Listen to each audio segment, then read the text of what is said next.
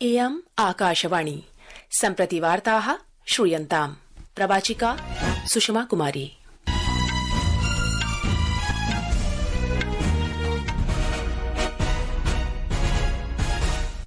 आदौ मुख्यवार्ताः।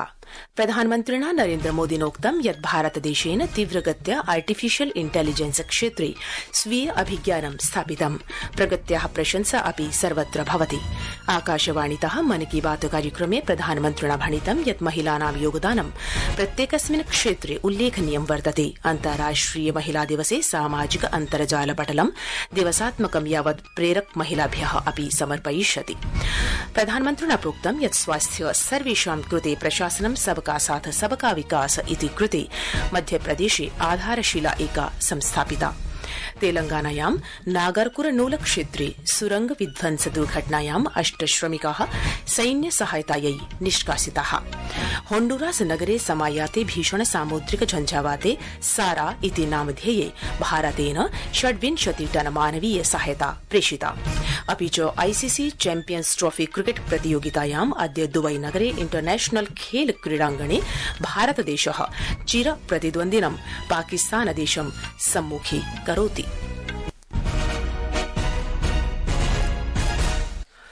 अथ वार्ताः विस्तरेण। प्रधानमन्त्रिणा नरेन्द्रमोदिना उक्तं यत् आर्टिफिशियल इंटेलिजेंस क्षेत्रे भारतदेशः द्रुतगत्या स्वीय अभिज्ञानं सुदृढीकरोति।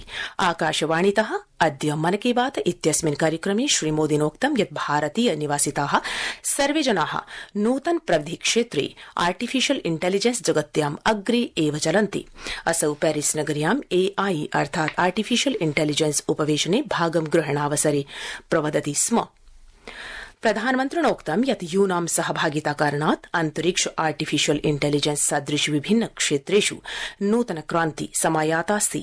तेन गर्वम् अनुभूय अभिव्यक्तं यत् भारतदेशेन गतमासे इसरो माध्यमेन स्वकीय अन्तरिक्षयानम् अपि प्रेक्षितम्। तेन भणितं यत् एतेन स्पष्टमस्ति यत् भारतं प्रतिदिनं अन्तरिक्ष विज्ञाने नूतन उपलब्धयः प्रापयति। हमारी स्पेस जर्नी की शुरुआत बहुत ही सामान्य तरीके से हुई थी। इसमें कदम कदम पर चुनौतियां थी, लेकिन हमारे वैज्ञानिक विजय प्राप्त करते हुए आगे बढ़ते ही गए।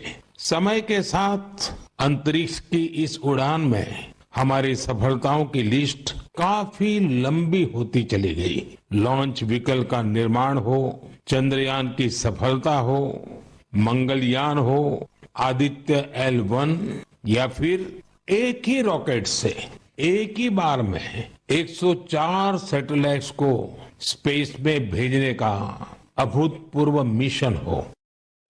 प्रधानमन्त्रिणा अन्तरिक्ष वैज्ञानिकानां दलं नारीणां सहभागित्वम् अपि प्रशंसितम्। राष्ट्रिय विज्ञान दिवसः अपि अस्मिन् मासे 28 तारिकायाम् आमानितः। तेन मार्च 8 दिवसे अन्ताराष्ट्रिय महिला दिवस परिपालन विषयेऽपि चर्चा प्रकटिता।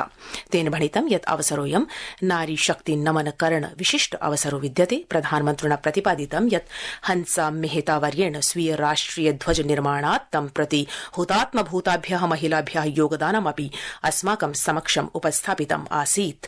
प्रधानमन्त्रिणा घोषणा एका विहिता यत् महिला दिवसोपलक्ष्ये असौ एकं पदक्षेपं विधास्यति यं नारी शक्तिं विषये पूर्णतया समर्पिता भविष्यति। संविधान सभा में हमारा राष्ट्रीय ध्वज प्रस्तुत करते हुए हंसा मेहता जी ने जो कहा था, मैं उन्हीं की आवाज में आप सबके साथ शेयर कर रहा हूँ। This first flag that will fly over this august house should be a gift from the women of India. We have donned this saffron color. We have fought, suffered and sacrificed in the cause of our country's freedom. प्रधानमन्त्रिणा उत्तराखण्डे राष्ट्रिय क्रीडासु जनानां सहभागिता अपि चर्चिता। तेनोक्तं यत् आयोजनेऽस्मिन् देवभूम्यां नूतन स्वरूपं प्रस्तुतम्। श्रीमोदिना प्रोक्तं यत् सर्वाधिक स्वर्ण पदक विजेतुं सैन्यदलं भूरि प्रशंसितं। तेन भणितं यत् अस्मदीय बहवः क्रीडकाः खेलो इण्डिया इति अभियानात् प्रकटिताः सन्ति। प्रधानमन्त्रिणा भणितं यत् अधुना प्रत्येकस्मिन् 8 जनेषु एकः स्थूलकायायाः कारणात् चिन्तितो वर्तते। चिन्तास्पदं वर्तते यत् बालकेषु अपि स्थूलतन समस्या द्विगुणीभूता जाता। तेनोक्तं यत् जनाः स्वकीय भोजनचर्यायां परिवर्तनं विधाय आलस्य विमुक्ताः भवितुं शक्नुवन्ति। मन की बात इत्यस्मिन् कार्यक्रमे प्रधानमन्त्रिणा स्थूलजनानां विषये ओलम्पिक पद विजेता नीरज चोपड़ा, मुष्टि क्रीडिका निखत जरीन, प्रख्यात चिकित्सक देवी शेट्टी एतेषां सन्देशाः अपि सर्वश्रण गोचरीकृताः। डॉ देवी शेट्टी वर्यया प्रोक्तं यत् स्थूल मनुष्यः सर्वेषु कार्येषु आलस्य पूर्णेन करोति। एतां समस्याम् अपाकरणस्य महती आवश्यकता वर्तते। प्रधानमन्त्रिणा भारतस्य जीवन्त वनस्पति जीवजन्तूनाम् उल्लेखः अपि कृतः। तेनोक्तं यत् एशियाई सिंहः, हगुल, पिम्पी, हॉग, लॉयन, लैंड मैकॉक विश्वे कुत्रापि न प्राप्यन्ते। तेन वन्यजीवन संरक्षण सम्बद्ध कार्येषु सक्रिय भूमिकां निर्वहणार्थं देशीय जनजातीय जनान् अपि प्रति आभारः प्रकटितः। प्रधानमन्त्रिणा भणितं यत् कर्णाटके BRT बाघ अभ्यारण्ये बाघानां संख्या द्रुतगत्या वर्धयति।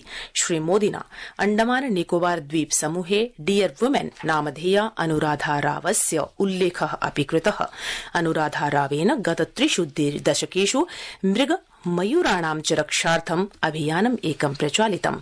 प्रधानमन्त्रिणा एतेषां भागं ग्रहीतुं तत्परेभ्यः छात्रेभ्यः अपि तेषां परीक्षाणां कृते सन्देशः अपि प्रसारितः।